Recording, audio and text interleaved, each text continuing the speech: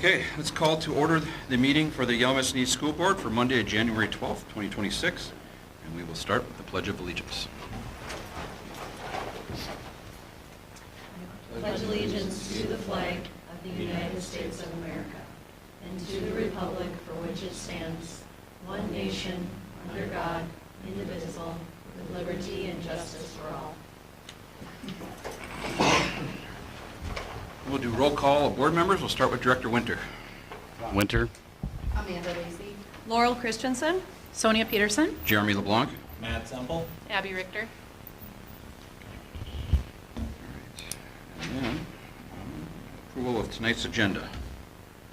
Additions or corrections or? None. I have no additions or corrections. Motion to approve by Semple. Motion to approve. Is there a second? I'll second. Okay, motion is second. Any further discussion? Hearing none, all those in favor signify by saying aye. Aye. Opposed, no. Carries. And then the reading of the Wyoming mission statement. Director Christensen will do that for us tonight. Our mission is to provide a caring environment of high expectations that prepares every student for a successful future and instills the value of learning. Thank you. Next is the address to the public address to the Board of Education. Is there anybody out there tonight that would wish to address the board? All right, I do not see anybody. All right, now the good stuff. Board organization. For 2026, we need to start with electing the board officers, and we'll start with board chair. So, at this time, I would ask for nominations for the position of board chair. I nominate you, Jeremy LeBlanc. There's a nomination for Jeremy LeBlanc for board chair. Are there any other nominations for board chair? For a third time, are there any other nominations for board chair? All right. Hearing no other nominations are forthcoming, I'll close the nominations for the office of board chair. Being that Jeremy LeBlanc is the only candidate nominated for the office of board chair, I hereby declare him elected by acclamation and direct the acting clerk to so record in the minutes. All right, thank you, everybody. Next is the nominations for board vice chair. Are there any nominations for board vice chair? I would like to nominate Sonia Peterson. We have a nomination of Sonia Peterson for board chair. Yes, I will accept. Sorry. Okay. All right. Are there any other nominations for board vice chair? I think that was the third time I asked. Second? Okay. Third time. Are there any other nominations for board vice chair? Okay. Hearing no other nominations, I'll close the nominations for board vice chair. And being that Sonia Peterson is the only candidate nominated for the office of board vice chair, I hereby declare her elected by acclamation and direct the acting clerk to so record in the minutes. Next is the nominations for board clerk. Are there any nominations for board clerk? I'll nominate Matt Semple. I have a nomination for Matt Zempel for board clerk. I'll take the nomination. Are there any other nominations for board clerk? Going twice. Are there any other nominations for board clerk for the third time? All right, hearing no other nominations, I call the nominations for board clerk to be closed. And being that Matt Zempel is the only candidate nominated for the office of board clerk, I hereby declare him elected by acclamation and direct the acting clerk to so record in the minutes. And then we have the nomination for board treasurer. Call for nominations for board treasurer. I'll nominate Laurel Christensen for board treasurer. Nomination for board treasurer for Laurel Christensen. Okay. Are there any other nominations for board treasurer? For a third time, is there any other nominations for board treasurer? Hearing no other nominations for board treasurer, I'll call the nominations closed. And being that Laurel Christensen is the only candidate nominated for the office of board treasurer, I I hereby declare her elected by acclamation and direct the acting clerk to so record in the minutes. All right. Congratulations, everybody. We change things up a lot. Yeah, we do. All right, moving on to committee memberships for 2026. We'll start with the negotiating committee. Currently, the negotiating committee is Jeremy, Abby, and Ron. Is there anybody else dying to get on the negotiating committee? I would stay on. Anybody dying to get off? You didn't ask that question. You did not ask that. Sorry. Yeah. I'll stay on. Ron, hey, you happy? Okay, is everybody else good with that? Okay, all right. We'll keep those as the members for 2026 for the or for negotiating committee. Next is the finance committee. Laurel, Sonia, and Matt are the current members of the finance committee. Is there anybody dying to get on or off that committee? I'll remain on, but if someone wants. Same, I will do the same as Matt. I'll remain on. Open offers for anybody to switch if they'd like. No? Okay. Finance, or policy committee, I'm sorry. So policy committee is currently Laurel, Abby, and Matt. So, anyone like to get on or I'll stay on. I'll Happy stay to on. swap. Yep. if you Yep. want. Okay, Either way. all right. Everybody good with that? All right, see a lot of heads. We'll go with same as last year. Building and Grounds Committee. Currently, Building Grounds is Jeremy, Amanda, and Ron. So I'd be happy to stay on that one. I'll stay on that one. Okay. All right. Anybody else? Done a great job, so. Mhm. Yeah. Let's keep it rolling. Technology Committee. Technology Committee is so far Jeremy and Matt. So there is room for one more if anybody would like. I would stay on that one.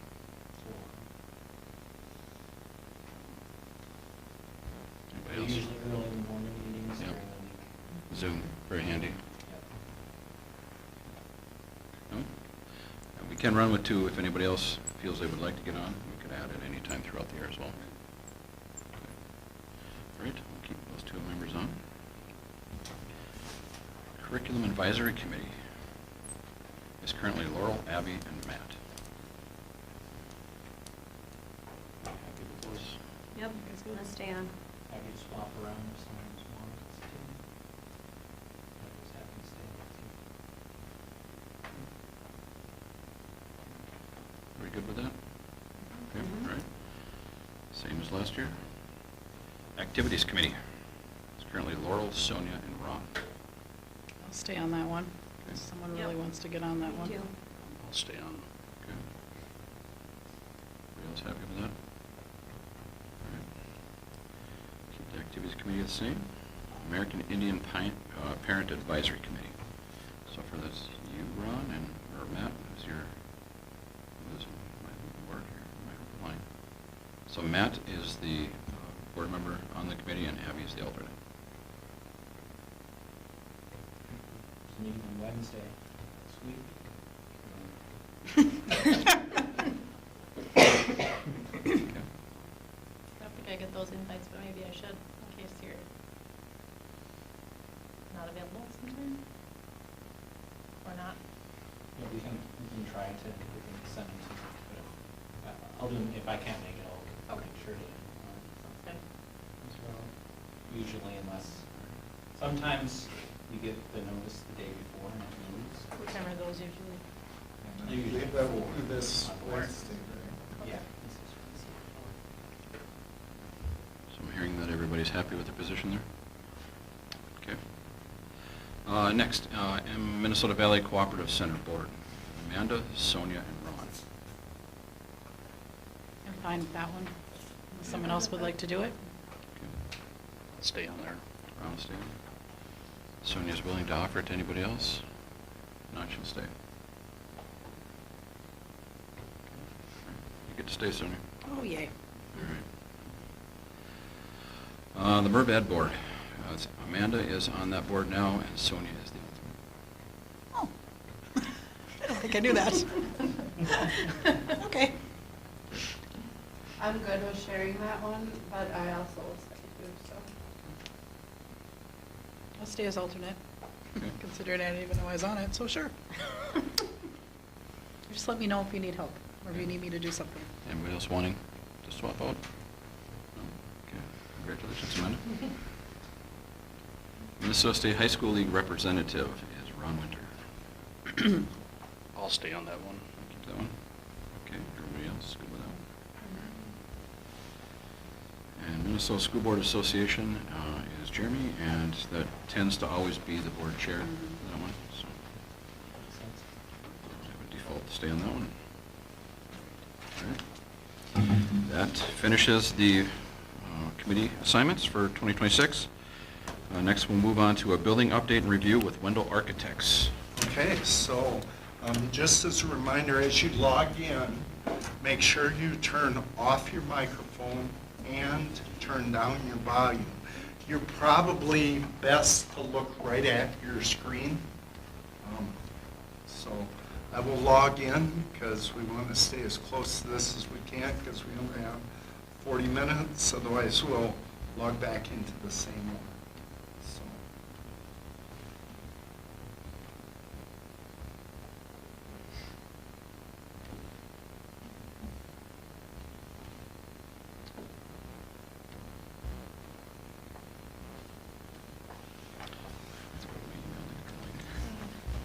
Is the link for Is the it, meeting? wait, how do you get to your, Should be in your. found it, never mind.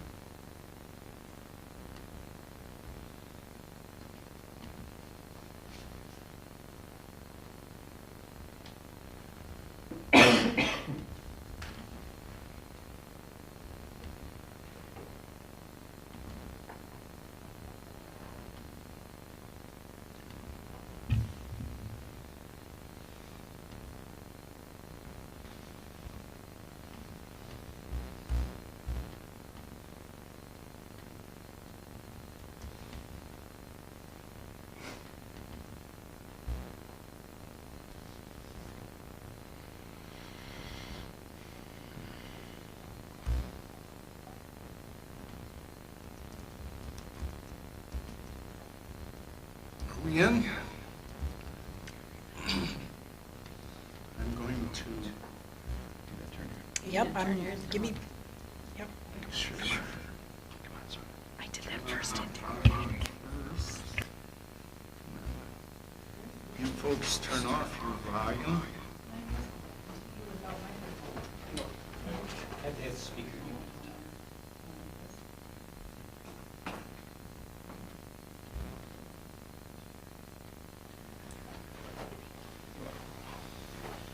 And even you folks can log on and watch if you so choose. Maybe peek over her shoulder so you can see.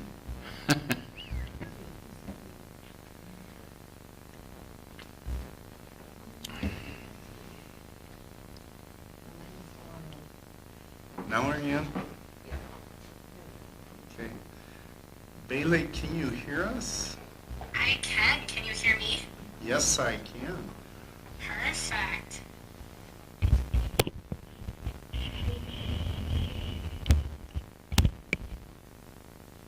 All right. So this is Bailey. How do you say your last name? Morrell? Meryl. Merrill. All right. And I believe, is Amy going to be here too, or? No, Jenny may be hopping Jen. on here in the next couple minutes, yeah. Okay. All right. All right. So you want to give us a tour of our beautiful facility? We only have one microphone on, so if somebody asks a question, I'll pass it along to you. All right, will do. So thanks, everybody. As Mr. Schneider mentioned, I'm Bailey Merrill. I'm an architect with Wendell. We've been working with the district for quite a while now on this new project, and we are about 60, a little bit over halfway, almost 60% done with design. Looking to go out to bid for the project here in late March. So super exciting, lots to share with you guys. I wanted to start with the floor plan. So to orient yourself to your existing building, down here is the auxiliary gym that was built in 2019. And the large competition gym is over here. Then everything to the north of that is part of the new addition to the school. So walking through the new part of the building, coming right here is the new front entrance. On either side, over here is the elementary office, and then the high school office and district office over here. The district office will also have a separate entry so that they don't have to come through the high school office to access those folks. All of this will be a secure entry point, so anyone coming into the school will have to filter through one of the two office areas, keeping everything secure and really limiting access into the school. So as you come into the building, it opens up into a big commons area here that has a grand staircase as a focal point, as well as, which will also act as the cafeteria area, brand new kitchen, serving down here in the central area between the elementary and the high school. Then moving over to the high school first, the high school side first here, we've got the auditorium here.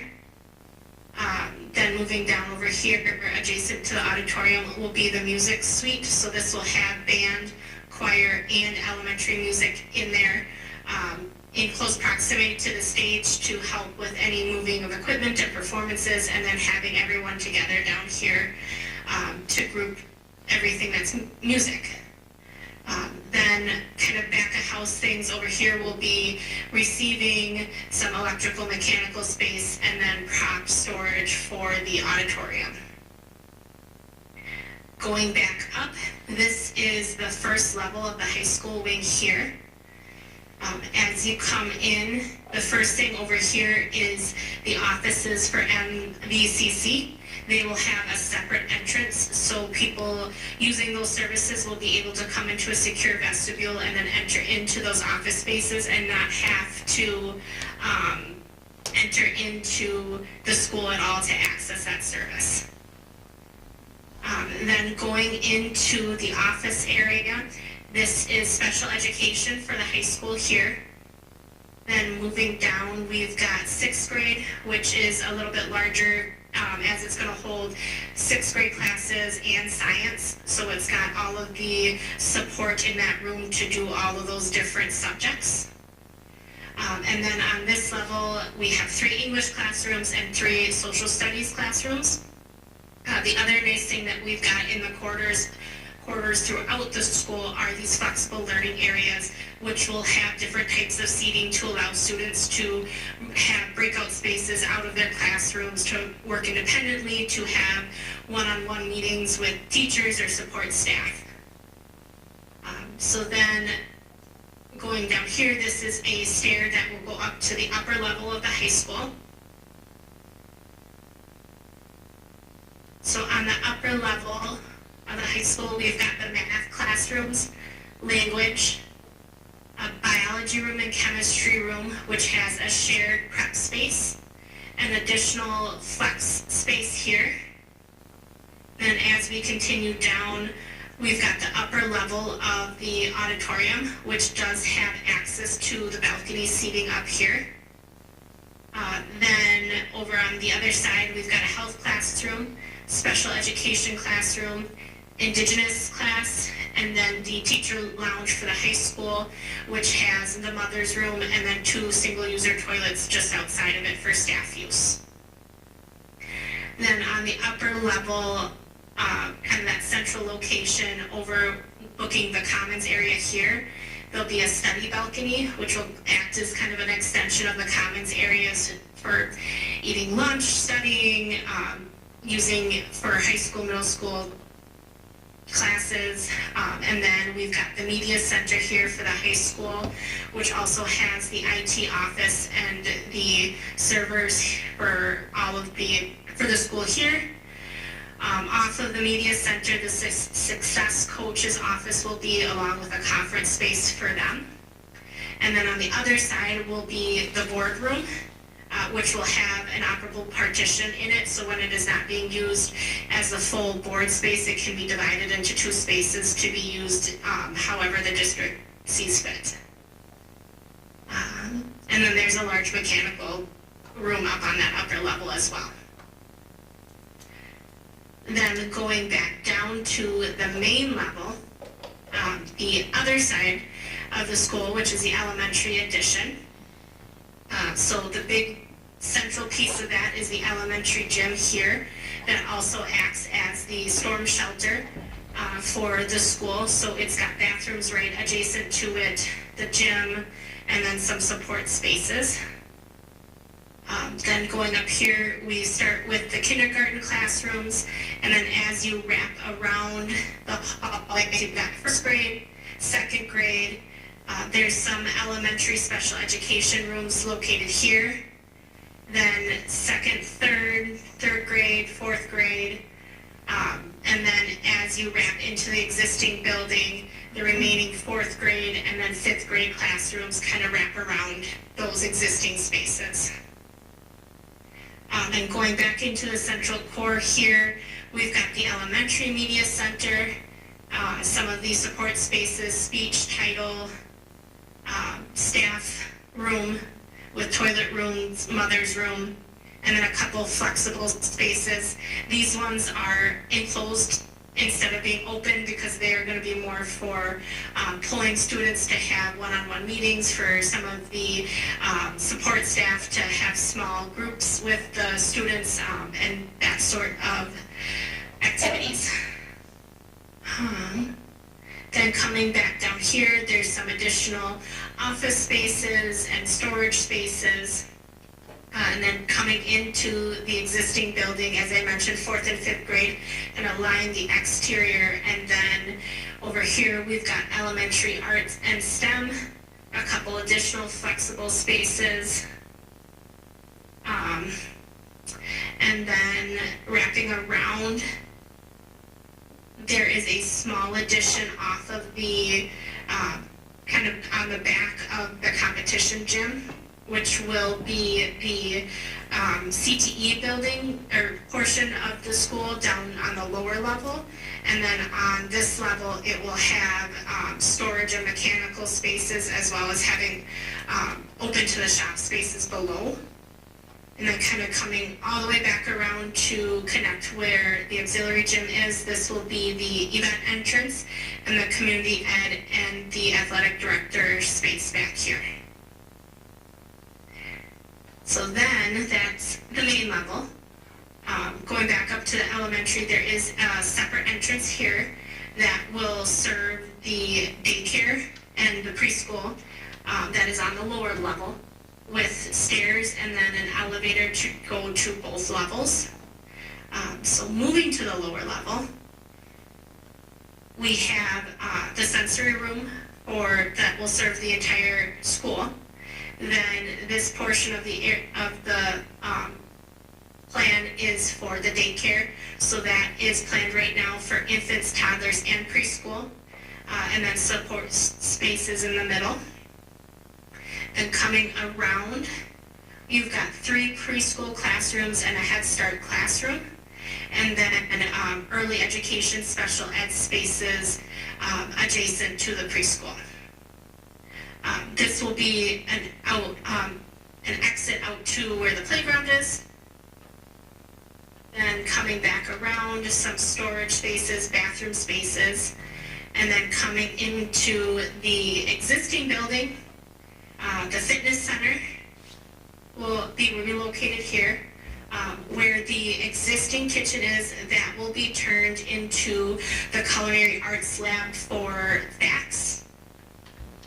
The existing cafeteria will become the wrestling room, the FACS classroom, and then the 3 art spaces here.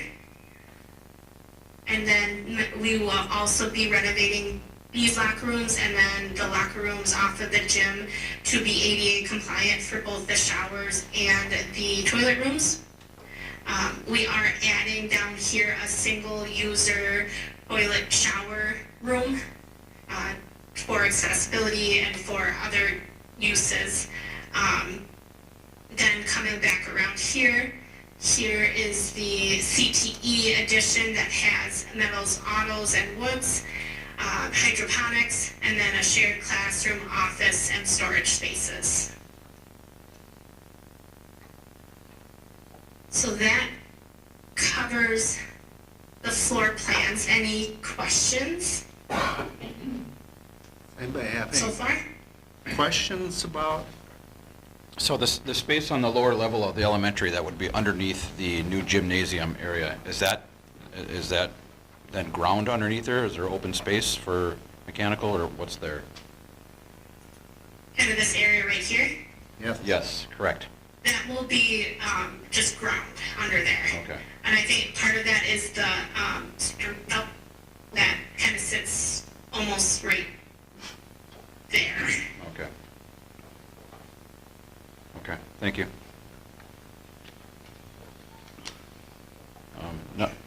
Another question I had, maybe for Rich, is how and Stacy, how does the sixth grade work? I see one sixth grade classroom, and I know they change classes, but we're going to have 2 sections, correct? So he runs 2 sections, he teaches 2 sections of math and ELA and science in one day. Okay, So he sees everybody 3 times. okay, And then they go to all the like electives that we have. okay. Then they have a rotating schedule, okay. Yep, like a trimester schedule. Okay.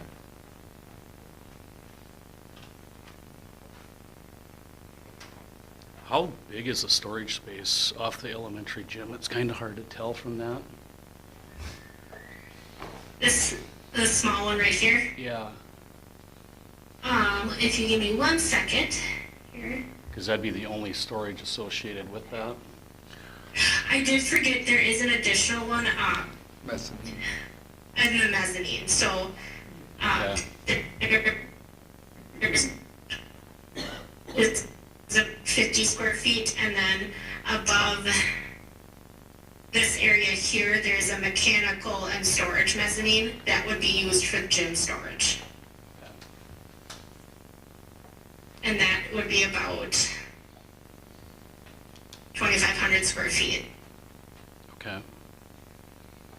Yeah, she shared with me a plan last week that has the highlighted storage areas, and I can share that out with all of you folks so you can visualize the Just amount thinking of like storage we balls and all that stuff, you know, how everything shoves in.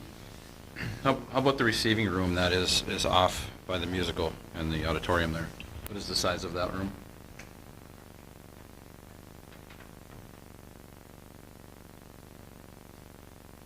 It's about 540 square feet, so it is a 24 by 22 Okay. room. All right. Thank you. Yep. Were we able to resolve all the concerns for the theater storage? I know Yeah. it wasn't implemented. So when I show you that, you'll see, and Bailey, you can probably highlight that back corner of, and then obviously the prop storage right there that for the immediacy of the performance. I know the clamshells were the biggest concern with the space for those. With the Yep, hall. and then there is this large storage room here underneath in the auditorium, and we've also taken another look at how the band and choir rooms lay out to help maximize some storage for some of the smaller needs in those spaces too, to help free up maybe some of these bigger storage rooms for some of their larger items. Could you show the kitchen in a little bit more detail about how that flows and just the general layout of it? Yes, I can. So starting kind of down here, this door will be more of the kitchen staff entrance. Here's the office, a bathroom for their staff janitor's closet. Back here is the storage area. So, and forgive me, I have to read. I know this is dry storage. There's a couple of freezers and coolers kind of spaced throughout. And then you come through into the prep area here. Then over here is dishwashing. And then out here is really the serving line. So there is an overhead door that will open here, and then these two doors. So if I remember correctly, there's two serving lines. So you kind of come in, go through the line, and come out on either side. And so that central area, that middle part there, that's where they'll pick up their milk, and then the salad bar, and then the point of sale is at the end of that. That's actually a garage door with that being pushed in when we're not using it. So, And then the dish return is right here.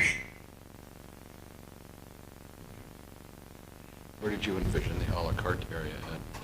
the à la carte right now is probably going to sit at the end of, I said milk, that's actually the à la carte right there at the end.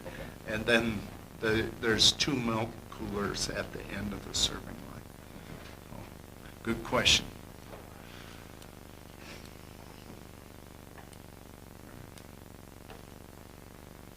Make sense? Yeah. I think we're really maximizing that space. What's that? Tell me exciting news about the two lines. When do we have to start serving lunch now? Well, 10:30 it'll be. Yeah. It's got to be after 11 or 11:15. That's the whole point. So.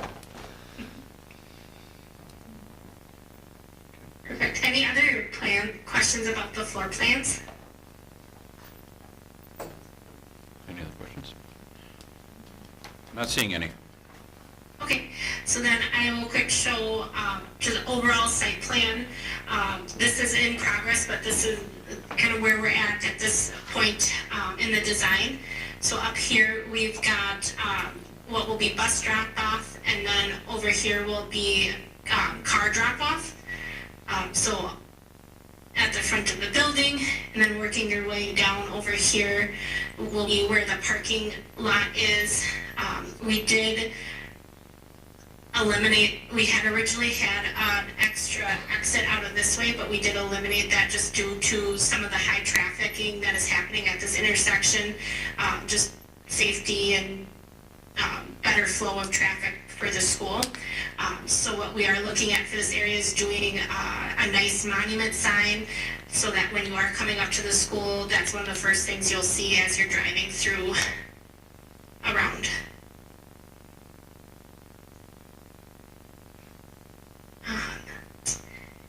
And then the other part of the project that we are working on is the maintenance building.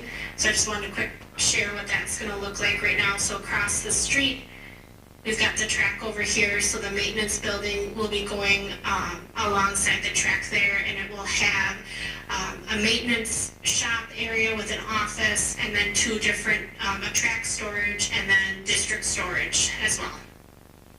Also concession space, right, for the track? Yes, and there'll also be a Public small back. concession space on the back for athletic events. And two bathrooms. Yep, two publicly accessible bathrooms. Yes, yep. And a separate bathroom for the shop. With a toilet room, and then two toilet rooms that are accessed from the exterior, and then a small concessions area.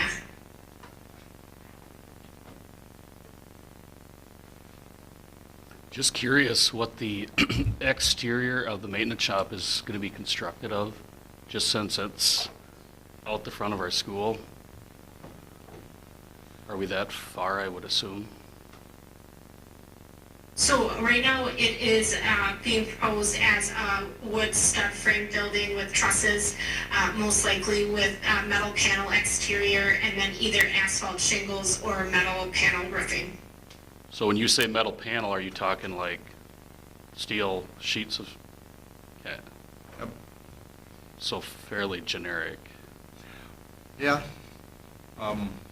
We haven't gotten to the exact details of what that will look like yet, but I mean, so it don't necessarily look like a machine shed over there, I guess is what I was trying to ask, with it straight out the front of our school.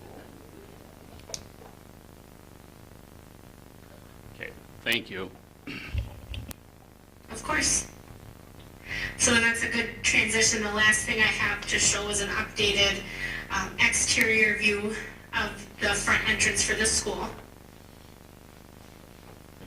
Before we go there, Bailey, could you go back to Yeah. the parking lot area at the main I can. the main intersection? Where's the access road to get down to the football field for emergency vehicles? And then also, So right, okay, and then second part of that question is how much space is provided for, say, large truck deliveries to that area? to and down to the shop area. Correct, yes. I will, I know that we have, I have not done the civil design. I know that our civil engineers have looked into what can be turned around and et cetera down here, so I will verify that and I will get back to you. Okay. And I know at the last meeting we were at, or I was at, I missed the last one, but we talked about having a gated entrance off of the main street there that we could open for truck deliveries. Yeah. But not have it open for general public access just because of the intersection issues there that we would have So- for coming and going. But So right now, that entrance has been eliminated for, in lieu of a monument sign there.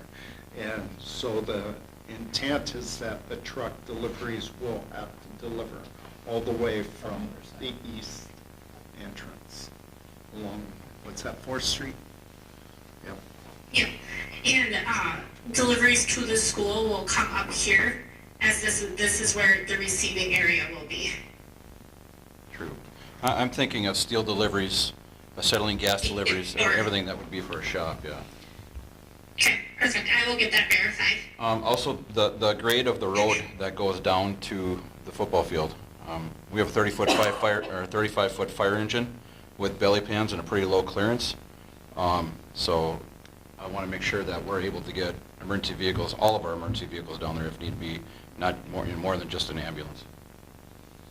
Okay, I will verify that. I know this is one of the things that they're working on right now, is what this road looks like. Okay. How about, is there outside bathrooms and a concession stand by that football field as well? Is that little, right there? There will be. Okay. That is on part of the plan as part of the referendum. That will get designed and fleshed out once the rest of the building has gone out to bid. Perfect. Thank you. You know, and part of the obstacle with that is the civil engineering part of where that building will go.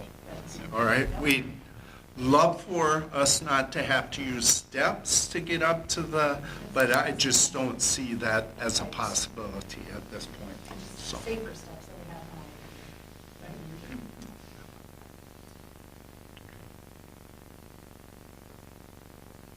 They were able to flow out onto 4th Street. Okay. All right. Any other questions before I show the rendering? Nope, I'm good. Anybody else? Okay. Yeah, it looks like we're good. All right.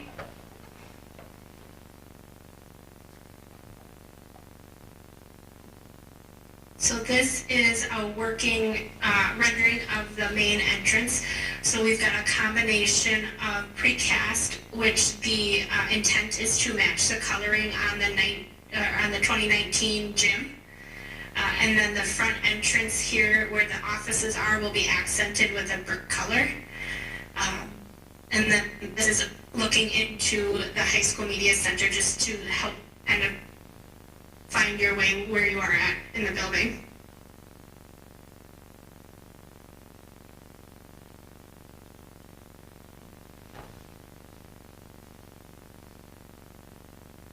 Comments, questions? Does this rendering include the larger window sizes that we talked about for the high Yes. school? It does, yes. And that is one thing that's hard to see because those larger windows are happening over here and then off screen.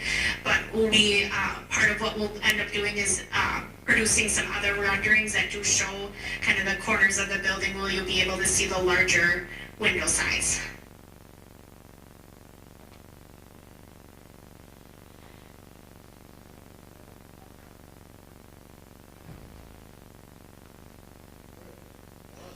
So that if you look at that second floor, she showed you where the media center is too, and then on the far end too, that's actually, it just turns out to be the boardroom overlooking that entrance, so.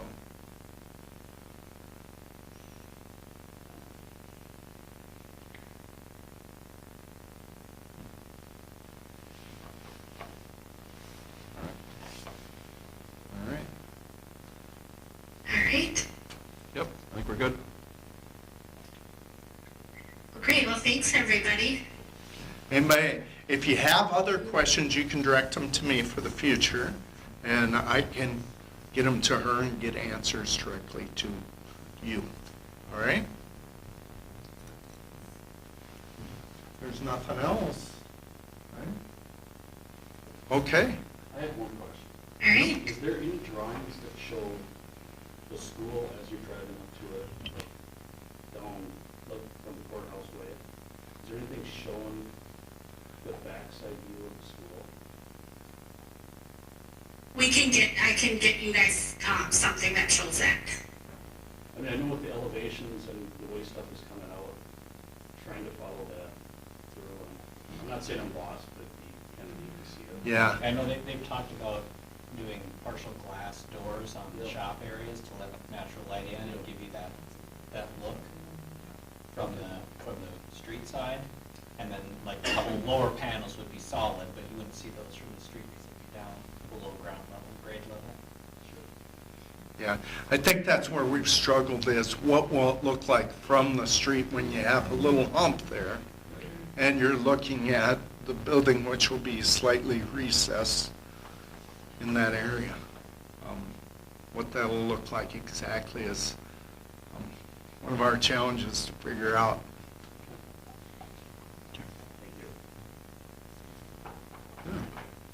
And that's also, you know, what you bring up as part of the reason why we were kind of insistent upon a monument being there, so that when people pull up, it's not the main part of our building, so we want the monument to kind of highlight our facility or our campus as a whole,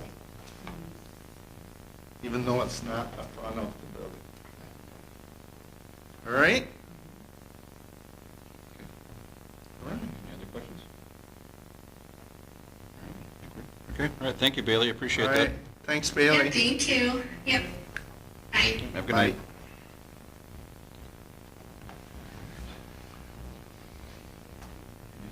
Thoughts amongst yourselves? What we just saw? I'm impressed. It's came a long way since when we started the whole plan, the whole planning thing. Yeah. I think too that there's been more photos, I know she just showed, I didn't know how far she was gonna go into it, and that was just the main entrance, but they have it all, you know, like, all of these separate entrances, and you've got renderings now, and that, Almost like a 360. Right. of the whole thing. yeah, It's it's really cool. Yeah, It's really and cool. so, one of the things, part of the reason we aren't showing that is because they are in the middle of changing the size of those windows. Yeah. And so, But even things, still, the way it was when we saw that last Yeah. 360, it was like. That was cool. yeah. Yeah, I really think the front of it, with the canopy and everything, is going to be pretty grand. So, You'll be able to, driving up from the courthouse, you'll be able to see that canopy, and it's going to be really. Can we see a 360 once it's more? yep, clarified? absolutely, I'm not, so they really, I think I have one of the updates had some pictures in it, but I'll push for, we don't have a meeting this week, we have one next week, so I'll push to make sure within the next couple of weeks you folks have better pictures of it. Okay? Maybe the 23rd and 30th, right? January. Yes. Yep. This week we took a break because of MSBA.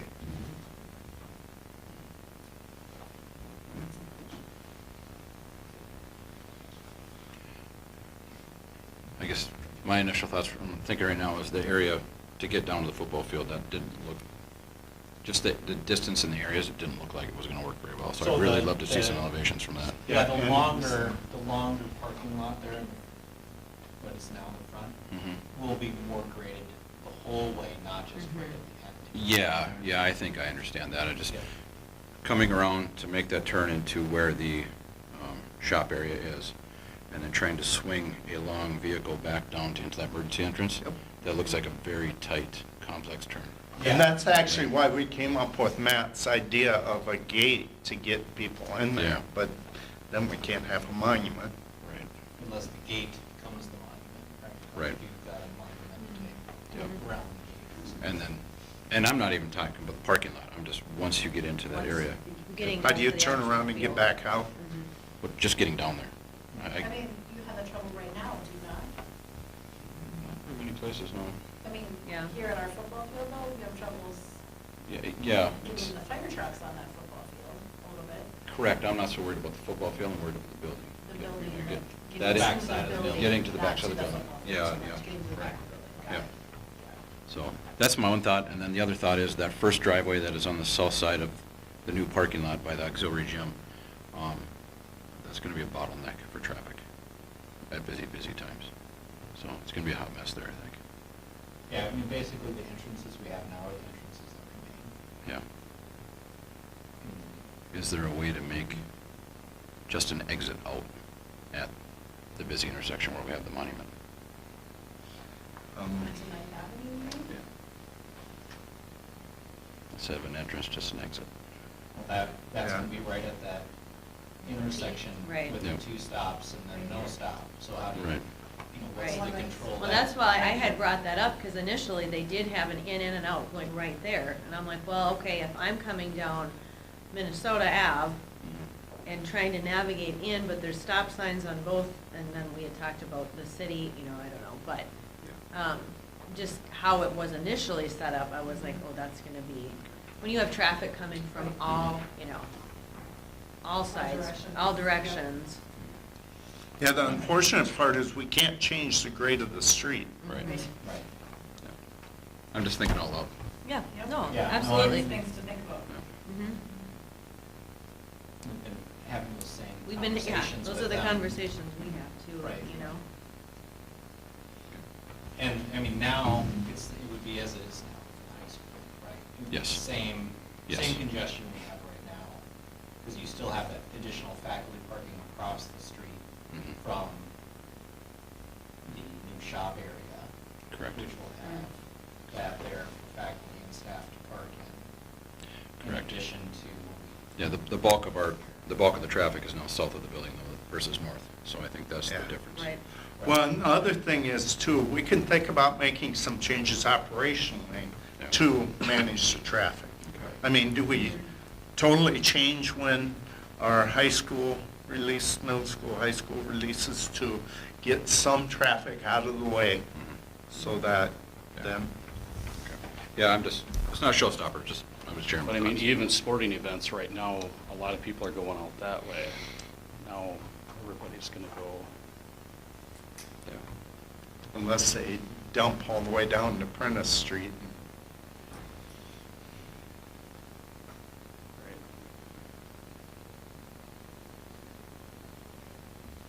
That's what having the city install on Minnesota I Ave. love it. Yeah, we thought maybe the city could Now just we're- do now that we're for talking us. my That would kind of ideas. eliminate some issues. Those are so fun.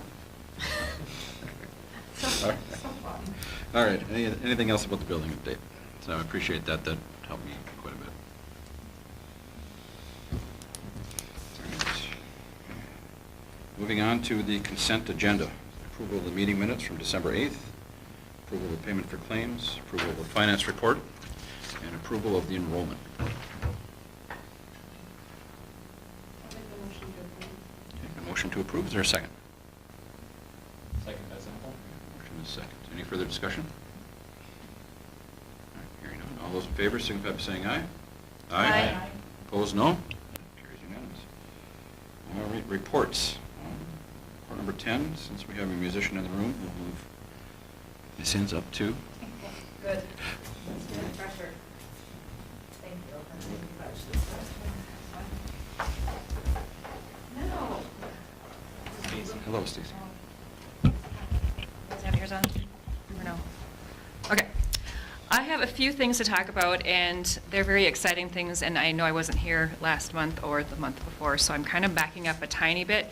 I want to talk first about ACTs. There's some huge changes in ACT.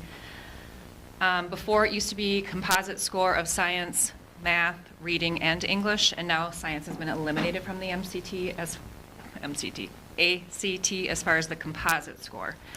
So that'll change things for us. The test will be shorter with fewer questions per section, but that means every question carries the same amount of weight. So how we prep our kids is going to be very different this year. We taught them how to get as many done, spend more time in the beginning getting all of those questions right, and then with 5 minutes left, bubble a straight line down and just get your answers in. So, like it or not, that's what researchers told people to do. So the English changes are, they used to have to do 75 questions in 45 minutes.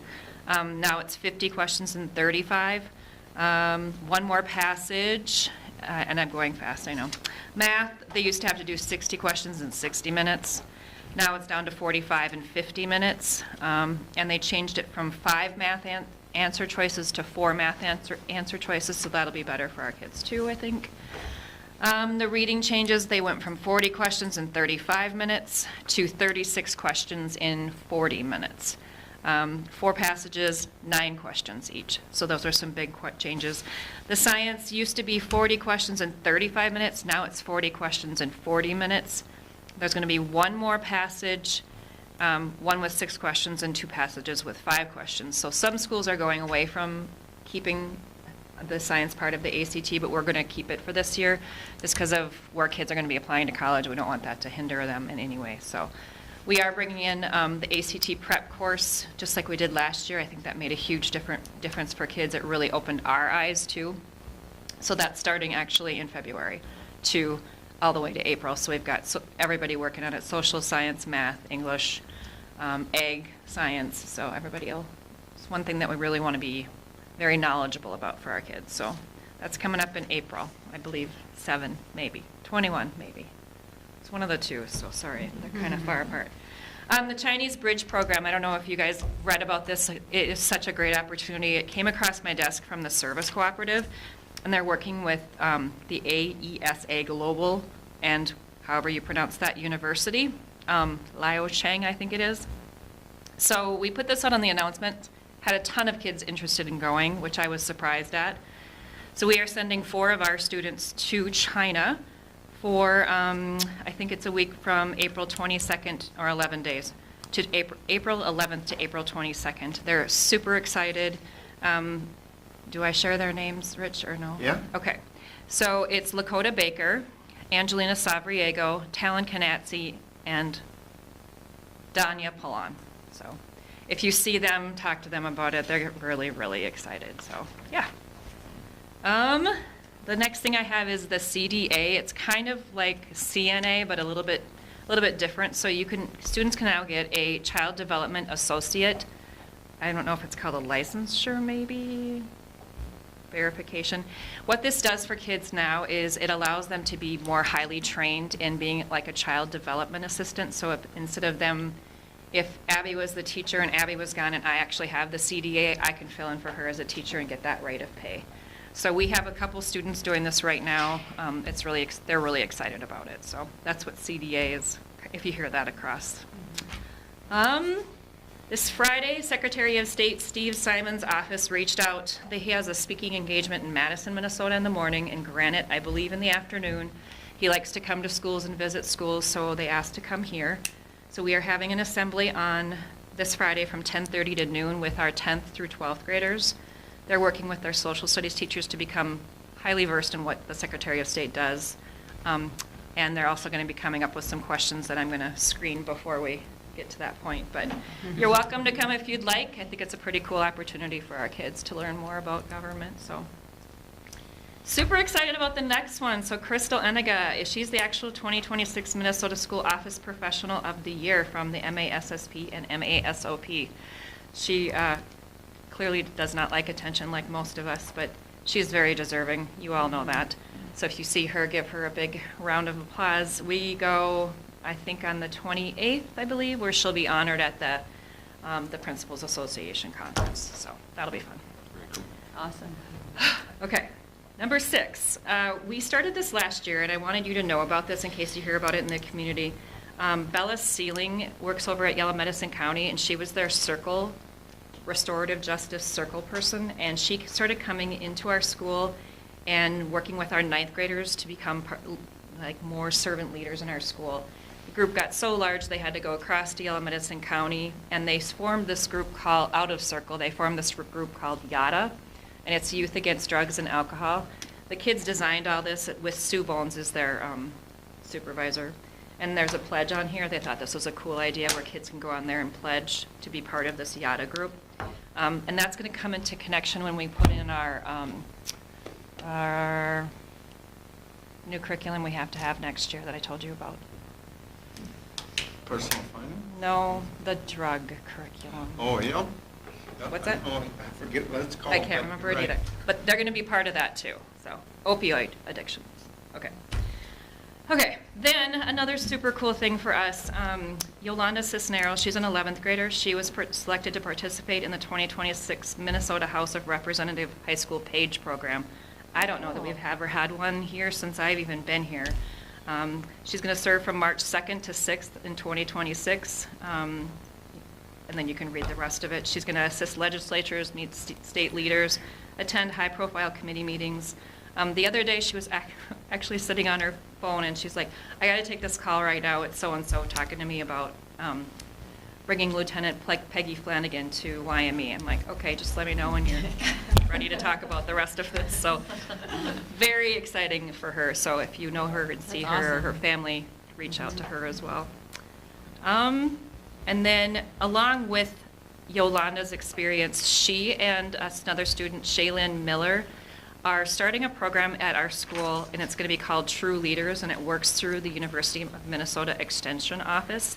They've put together an entire profile of what they want to do, and they are especially interested in advocacy, leadership, and improving our school climate and contributing to a positive community. I think this is so exciting for our kids to be the ones bringing stuff and leading it, and just like we just stand by and support them and try to get out of their way. So if you know either one of those young women, they're really getting after it, so it's pretty exciting. Great. Yeah. And then Snowball's coming up. Coronation is 26th through 30th. Hopefully you can come to some of that. And then we're already working on registration for next year, so beyond doing everything else. So, yeah. All right. Any questions for Stacy?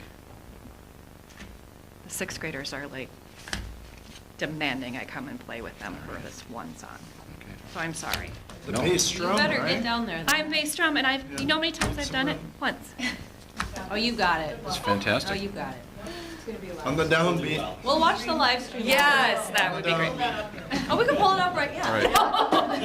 No. But thank you. You bet. Good luck. Thank you. Thanks, Stacy. All right, Principal Hanson. Hello. Hello, everyone. Number one on my report is Little Stingers Programming, which is our preschool. I know that's on the agenda for later. I'll be able to give some additional information, but as last year, we're recommending our 3 programs, our Bubble Bee all day, every day, Honey Bee is Monday, Wednesday, Friday, and Busy Bee is our Tuesday, Thursday.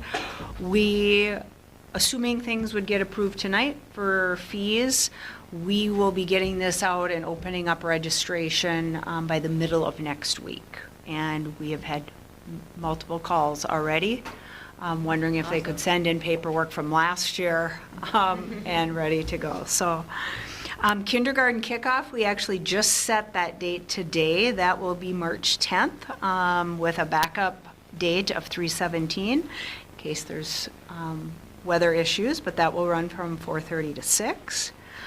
Also on the list is number 3. Mrs. Hins and I are just beginning to prep for all of the MDE assessments for spring, working on the district testing calendar. We have to conduct special ed meetings to make sure any accommodations are submitted, special materials are ordered. The other thing that we'll be working on is they call it the test security training for any staff that have any access to any of the testing. And they did some changes this year, so it's, the last time it only changed the same, or stayed the same for 2 to 3 years. They made some changes again this year, so we will be rolling that out to staff here in the next couple of weeks. Any questions on anything 1, 2, or 3 yet? I just had a question, and maybe this is getting ahead of ourselves, but are we sending out Birds Club information with the preschool registration forms? Or is that too soon? Too soon? So we met this Good point. morning, but unfortunately, we won't make that time. Got it. I will Good question, give you an though, update on yeah. that in mind. That's a hot topic. Elementary gym position update. So as you all know, Miss Michelle Vavrica jumped in to help us. I have repeatedly told her she kept Phi-Ed open at the elementary school for us. Starting in January, we also were able to secure Kevin Hansen, who I happen to know. Kevin retired from Canby in May, and Mr. Schneider was able to talk him into coming back part-time, so he is fully licensed in PE and DAPE also. He had already been helping out with some DAPE consulting. And so he was back last week, and we actually had him do the full week just to kind of get kids back and get things back settled after a lot of changes this fall. And then Michelle joined him on Friday, so she shadowed him for the day, which was really good.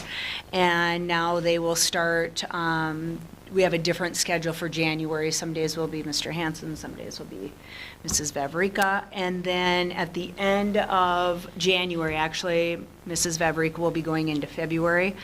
From that point on, then Julie Neisha, some of you may know her from previous. She actually used to teach here. I've known her for many years. She's done quite a few long-term sub-jobs for us. She's phenomenal. And so Julie and Kevin will finish out February through May. And Mr. Schneider, are those is that posted yet, or in the near future, like the PE position? I know we talked about that. And it's not posted yet, no. Okay. We're working on it. But we will be posting that for hopefully a full-time licensed person this spring. Questions on the gym position? I'm just happy we can piece it together. So, Yep. thank you.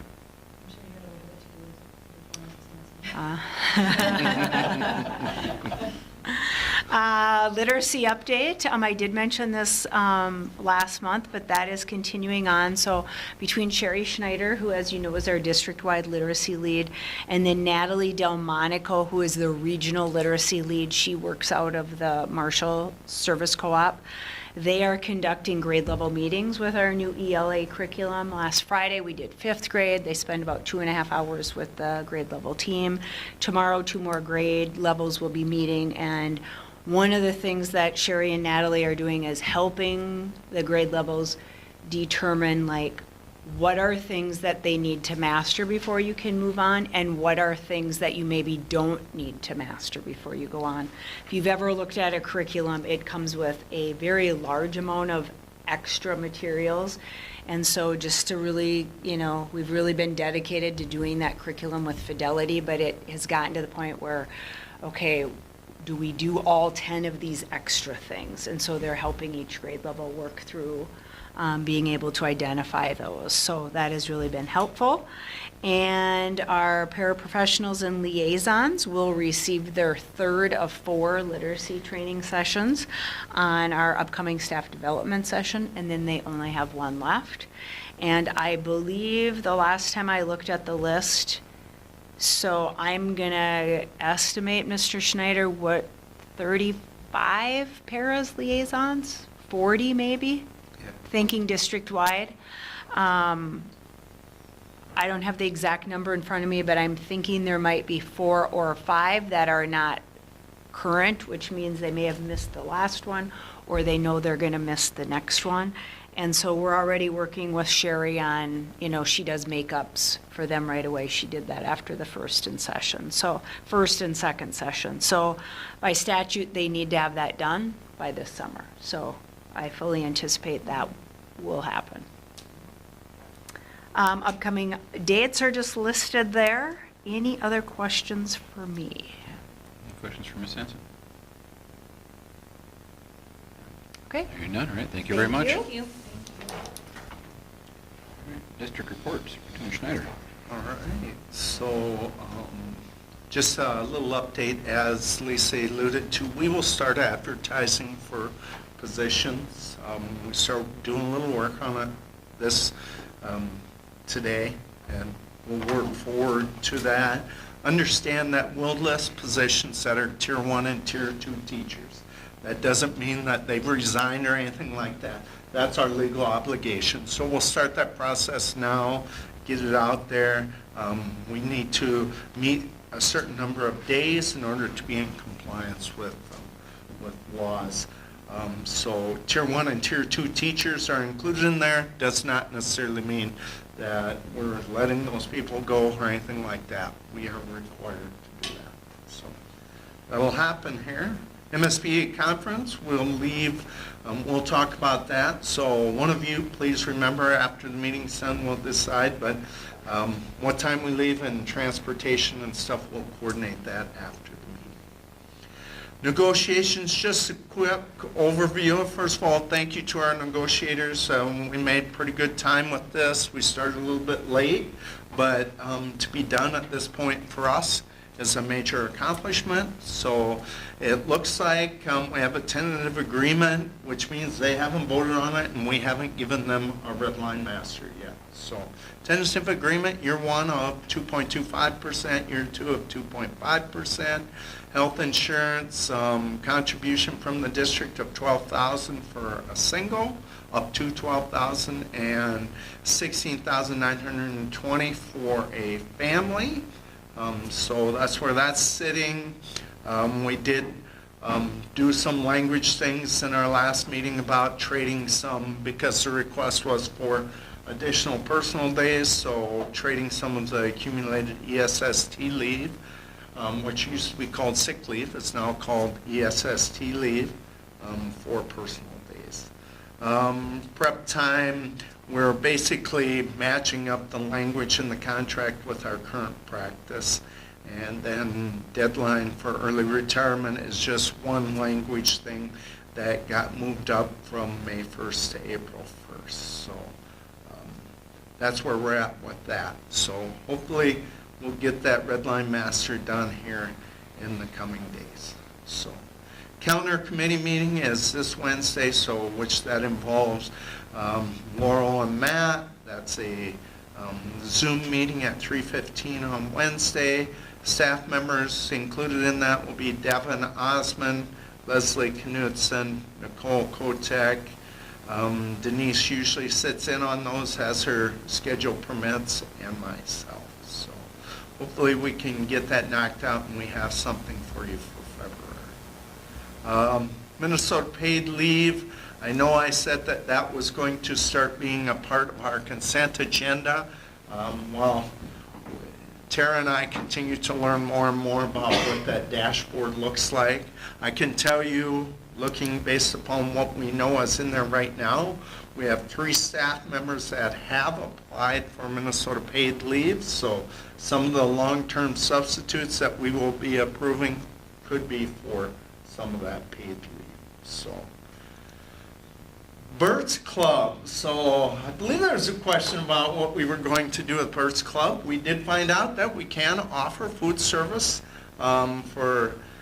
we're suggesting 4 days a week. We're going to weigh out and see if we can still possibly offer that Birds Club for Fridays during the summer, which will be a bridge to maybe some of our parents then being in preschool and then after school care next year. So we're trying to figure out what some of the costs will be, what some of the rules will be. For example, will we provide transportation? We don't have the details of that figured out yet. We do have a toaster van and possibility of a type 3 driver being able to transport those kiddos. So that's some of the details we're looking at. We did talk this morning about the possibility of giving some sort of a discount if you sign up for 5 days a week. Right now, we charge for full days $40 a day, And so even my South Dakota math says that that's $200 per week. We looked at the possibility of doing it for 5 days a week for $175, otherwise parents would pay $40 per day. Our target's going to be 20 students, but we're intending to take all comers.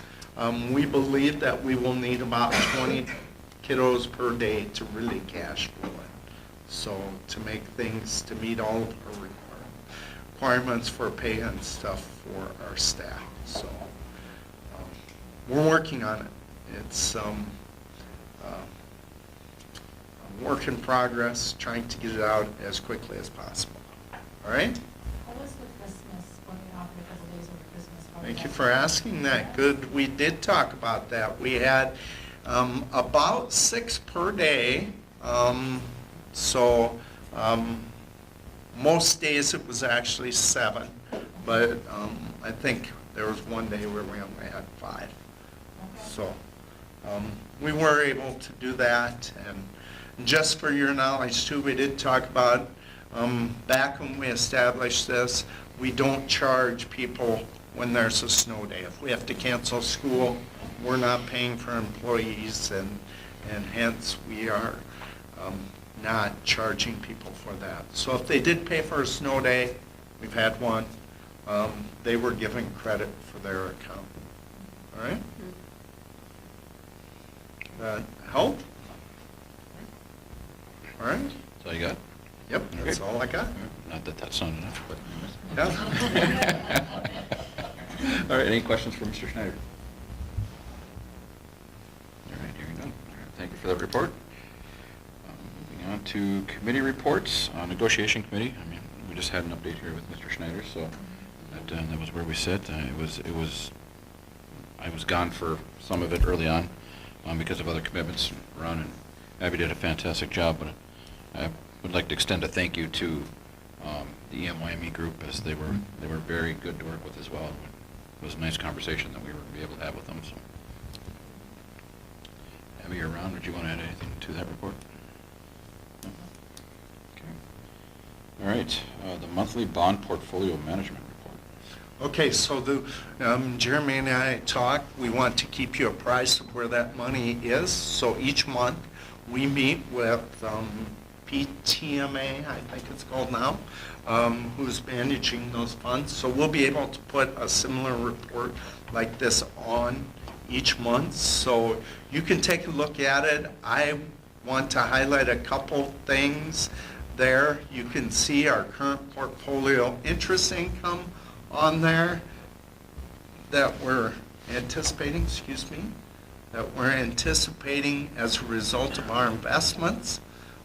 So you can see what's happening there in the upper left-hand corner, what we're anticipating for revenues on that. So ultimately, it looks like that $40 million that we're borrowing is actually going to generate about $41.8 million in proceeds.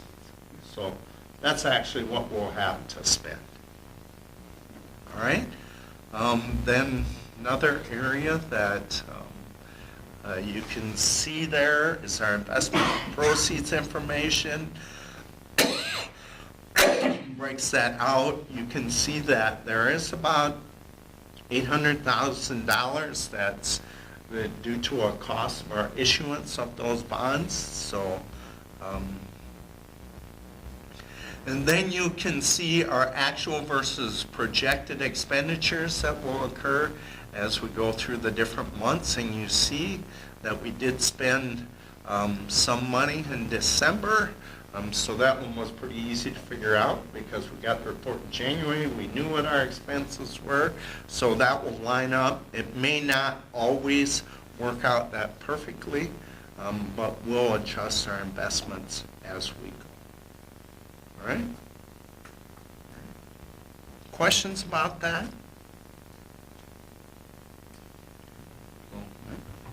All right, hearing none, the monthly building updates. Okay, so we did have our meeting just a little bit earlier about it, but just so you know, a Couple things that we did not cover is like our maintenance building is intended to go out for bids later this month. So I don't want our local bidders to be discouraged by that because it may end up being a little bit larger than what they're used to. Preston will work with them if they have questions about bonding it, about some of the details with it. He's really good with working with our local people. If they can be competitive, we want them to have a chance at that. Then we'll open precast bids tomorrow. That's just Preston and I. I will give you an update afterward. I don't think there's going to be anything dramatic during that. I don't think we won't even disclose who they are at that point.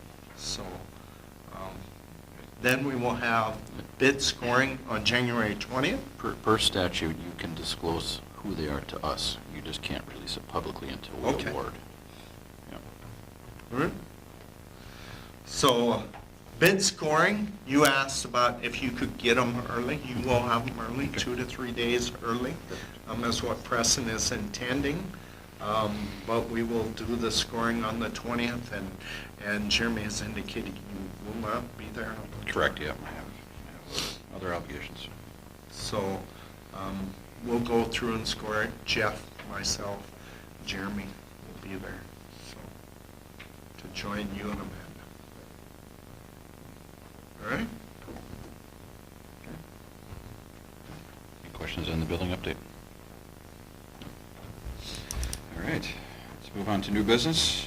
Personnel items, leaves, requests, and resignations. We have resignation of Native American liaison, Braley Ruff, and resignation for golf coach Dave Gurton. I'll make that motion. Motion to approve. To approve. All right. Is there a second? I'll second. Motion and a second to approve these resignations. Any other discussion? Hearing none, all those in favor signify by saying aye. Aye. Opposed, no. Carries unanimous. All right, new hires. We have some new hires to approve. It's approval of employment for a long-term substitute elementary physical education teacher, Julie Neishes, and approve employment for the long-term substitute elementary physical education teacher and Dave consultant, Kevin Hansen. Motion to approve those new hires by Zempel. Motion, is there a second? Motion and a second to approve. Any further discussion? Hearing none, all those in favor signify by saying aye. Aye. Opposed, no? All right, unanimous, carried. All right, next is to approve the preschool rates for 2026, 2027. I think it'd be good, before we get too far into the weeds, I think Lisa's going to give a little overview, and then we'll take questions on each of those reports we have. So a couple things with preschool that I would encourage you to keep in mind is the revenue that we receive from the state historically has remained very close each year. But the largest variable, number one, is special education funding. So if we have a preschool student that is in all-day, everyday preschool, and in their IEP, it says that to reach their goals, they need to attend all-day, everyday preschool, then special education pays for that tuition for that family. So as you can imagine, every year the number of special ed students ages 3, 4, and 5 varies. So that changes every year. We also have received some additional funds, like for example, this year and last year, Upper Sioux Community paid tuition for their members' children in full the last couple of years. There also is some funding that we do receive, I believe it's through BERTA's program, Mr. Schneider, American Indian Ed funds, and sometimes parts of that can be used if it's a student that their family is not a member of the Upper Sioux community, but they are American Indian. And so that usually varies from 0 to probably 3 students. And so How we track what we get every year, it really varies. Keisha Lawaji and I try and predict out.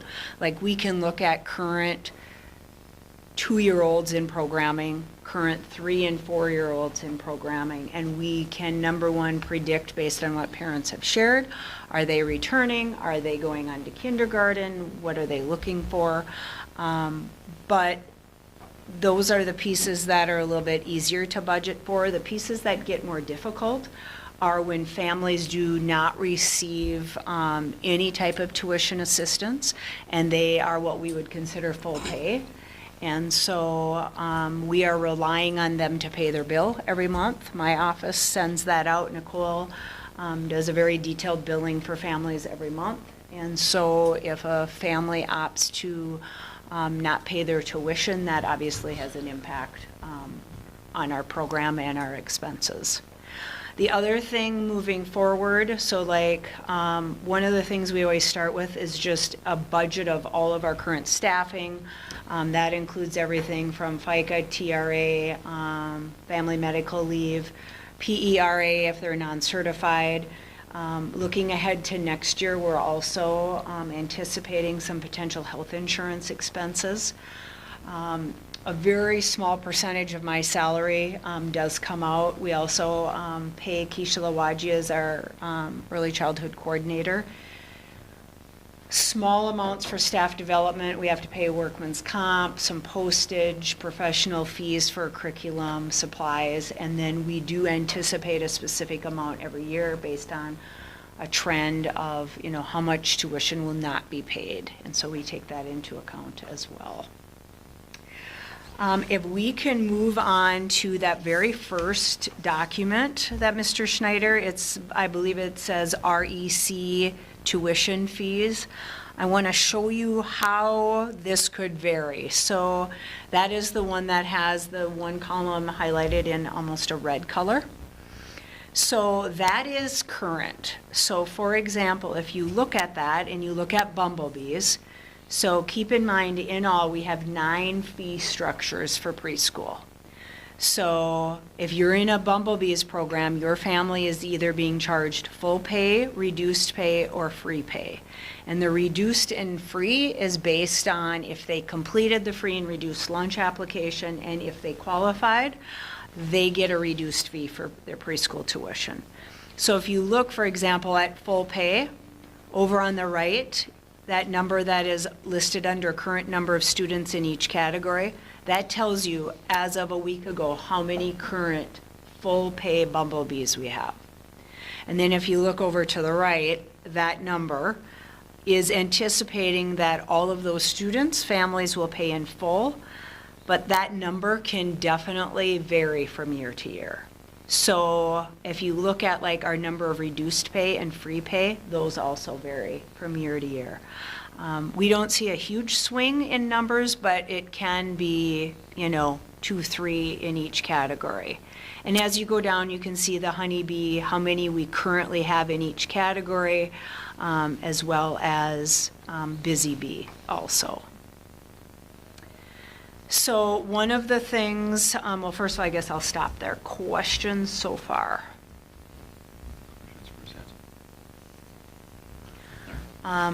We also took a look, the next item is the comparison document. We do look at area schools, and this is for 25-26 tuition because, to my knowledge, as of last week, no one had current tuition prices published, including us. So I tried to highlight those in common colors. So like you'll see program 1, which that would be the 2 days a week in orange. You can see, and by the way, these rates are all full pay.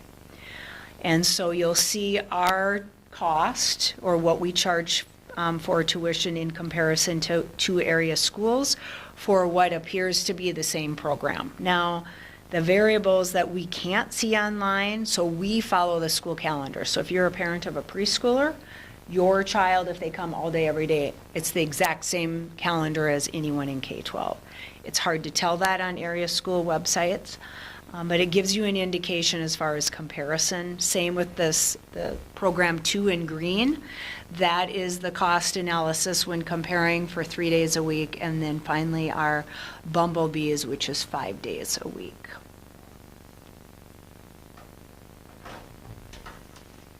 Also, I did list a couple other schools below that did not have anything in comparison to us. The one, we were not able to find any details on their website, and a couple of us checked. And then the last one, you'll see that they only actually offer half days, and it ends up not even really being half days. It's 2.75 hours. They either go AMs or PMs. So our recommendation is that you consider two options, which is then if you take a look at the history document, we laid out what our fees have been historically since 2020. And so there are two options listed there. One is with a overall $10 a month increase, and option 2 shows what the fees would be at a $20 a month increase over all 9 different fee schedules. An interesting piece of information, if you look at the bottom of that where it says anticipated additional revenue, you would think that that would generate more income than what you see, but if the numbers that you saw on that first sheet, number of each students in each category, were to stay the same and we increase $10 a month, you'll see down at the bottom, that is the additional revenue that we would expect. And $20 a month, that is the anticipated revenue that we would see. Part of this is keep in mind that this is, so if you have a student that's special ed 5 days a week, they're not going to pay any of these fees. Yep. So, Yes. so you're not talking the full capacity of our preschool is going to be impacted by these And increases. when I figured that, I went off of like these numbers also. You know, like currently we have 12.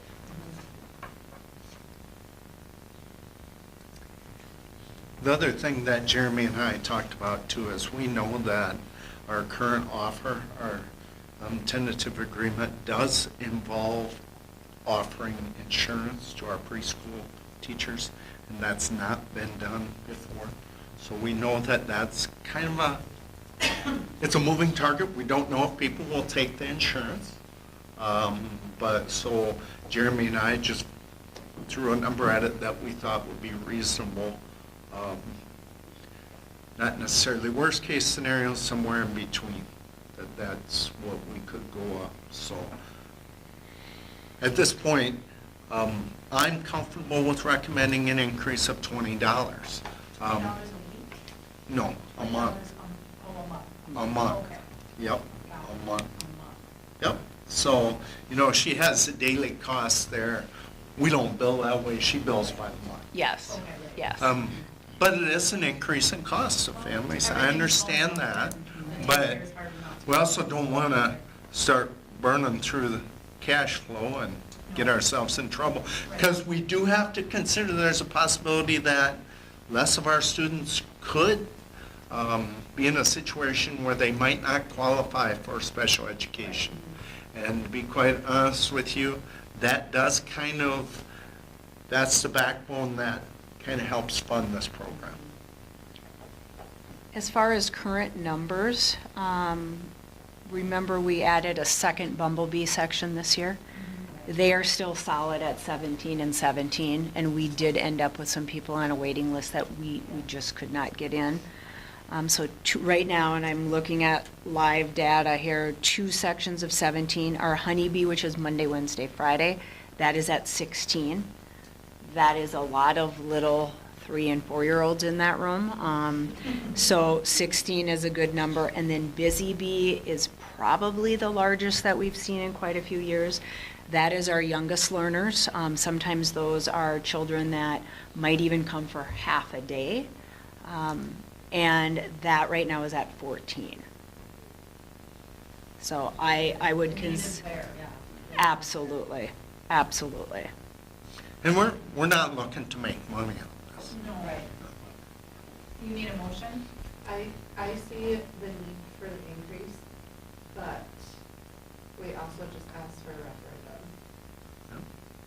Right, but if you look at the daycare costs that are going up in Granite Falls alone, I think we're just trying to, daycare, preschool, everything is going up around our area. I think we need to stay, along those same lines. What is our, one thing I didn't see here was the expense, the related expenses we have for preschool. Yeah, so we didn't give you necessarily the details of it. When you talk related to expense, that was the cost of staffing, including staff development costs and everything. Wages, insurance. We did not break that out in too much detail so you could identify staff. $20 a month comes down to, what each session, how much extra each session, really is. Like each state. Right, yeah, it's. Worse. Well, if it's a solid month, it's $1 a day. Exactly. The other thing I would say is, if you look at our comparisons, we are significantly lower and have been. I go way back to 2020, 2021. Our rates over 6 years, the increase has been very minimal. If you look at it as a simple daycare babysitting formula, it is cheap that way. And I realize that's not a fair comparison. I would say it actually benefits the family, that this is a fantastic deal compared to, we've got some great daycare providers, I'm not saying that, but this is a curriculum that basically leads them directly into kindergarten. But we do gain from it. I think that's it is an opportunity to get people in our building. That's why we don't want it to be too expensive either. Right. Well, yes, that is correct. I make a motion to approve? You do whatever you like. Make a motion to approve. So we- What? I would like to make a motion to increase the preschool rates as stated. $20 a month. Yes, as stated. So we have a motion to approve the increase of the school readiness fees of $20 per month.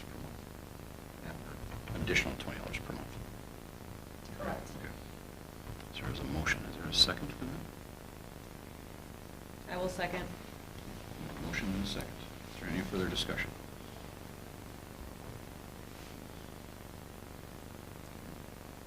All right, hearing none. All those in favor signify by saying aye. Aye. Opposed, no? All right, carries unanimous. Thank you, everyone. Thank One you. other thing I didn't mention is, because of the generosity of the community, we do not charge for healthy snack or their daily snack. That is all paid for in full. So, Okay. all right, thank you. Thank you, Ms. Hampson. Thank you. Yes. Registrations will go out next week, so, yay. Okay, moving on to items 11.3 and 11.4. So as we talk about these, the data and the philosophy behind each kind of overlaps. So there'll be a little carryover from one to the other. So they started out in the same conversation, and because one is an existing contract and one is a new contract, we broke them out to be separate. So I'll start with the approval of the MOA for salary modification for the 23-26 superintendent contract. So this would be a salary modification for fiscal year 2026. Currently, Superintendent Schneider's salary for 2026 is $138,000. This would be an increase of $5,000 for this year to bring that to $143,000. The reasons for consideration, one, are the workload that we have with our new referendum and building has had a considerable workload. Two, his daily schedule. Additionally, when we were looking into the wages for the next contract that we're going to discuss, and looking at the district averages, you'll see the spreadsheet that I asked to be attached there of the regional district or regional superintendent salaries for 24, 25, 25, 26, all the way up to 2028. That's the data we had available to us. So if we look at the fiscal year 25, 26, or salary for 25, 26 on this spreadsheet, you'll see that amongst all of the districts, it's $143,045. Now, the data that we had, I pulled out of the spreadsheet, and I looked at the districts that were from our enrollment of around 600, plus or minus 150. So tried to keep it very comparable with the size of the schools, and that was where we landed to talk about the $143,000. So how that would be is if this were to approve, that would be adjusted monthly through the rest of the contract. Another point of topic to consider is now that Superintendent Schneider is of the age where he can get TRICARE through the military, he is no longer taking insurance through the school. So it saves us about $12,000 a year.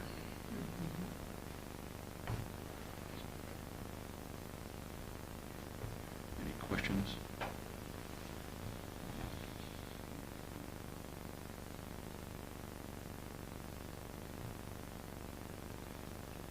Any comments? I would say if there's any hesitancy, don't be afraid to table it, or if you'd like, I can walk out to make folks comfortable. Like how you put Yes. of the age. Of the age, very graceful. Hey, I wish I was. So. Wishes. Does anybody need more data? If so, we could move this to table and discuss at the next meeting.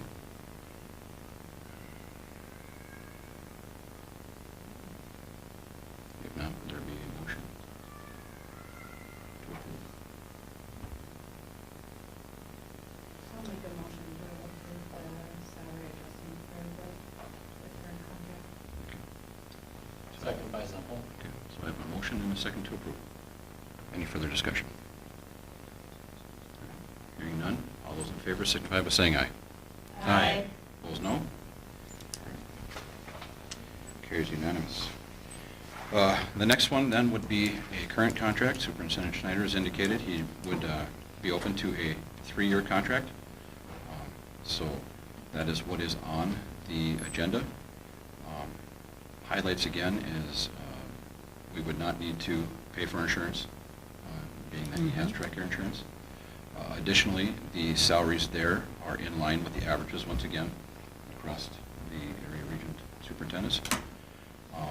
And then there are a few other changes to incorporate ESST time that we needed to update. The red line is on there.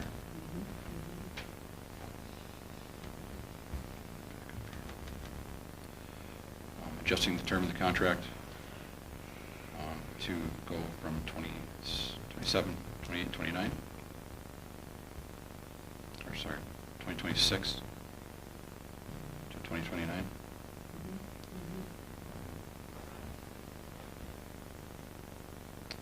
It updates personal leave, just removes some personal leave language to clarify and clean that up a little bit. They earn safe and sick. And then because of the TRICARE, it removes the health insurance and hospitalization piece. And there is an increase in dental from 1225, or from, so it'd be from 1175 increasing to 1225. And then that's the 102.08 a month.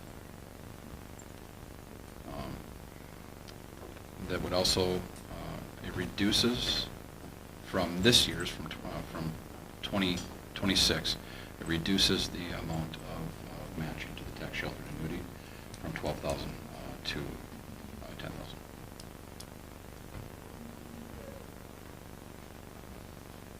Again, if there's any hesitation or we need more data, I would recommend that we table for further discussion.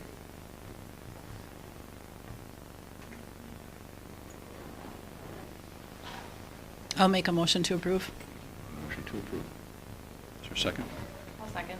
We have a motion and a second. Any further discussion?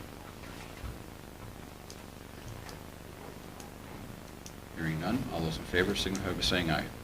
Aye. Opposed, no. All right, carries. Thank you for sticking around for another 3 years. Yeah, right?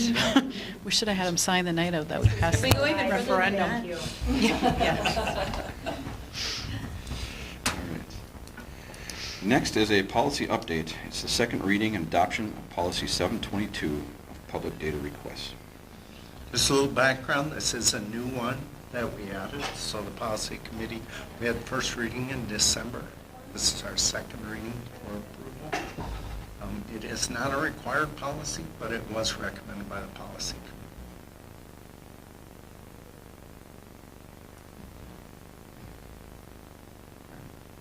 Motion to approve. I'll make that motion. I'll make a motion. Oh, Yeah, sorry. you can have it. You can have the motion. I'll second. Any further discussion? All right, hearing none, all those in favor signify by saying aye. Aye. Opposed, no? Carries. We have no discussion items.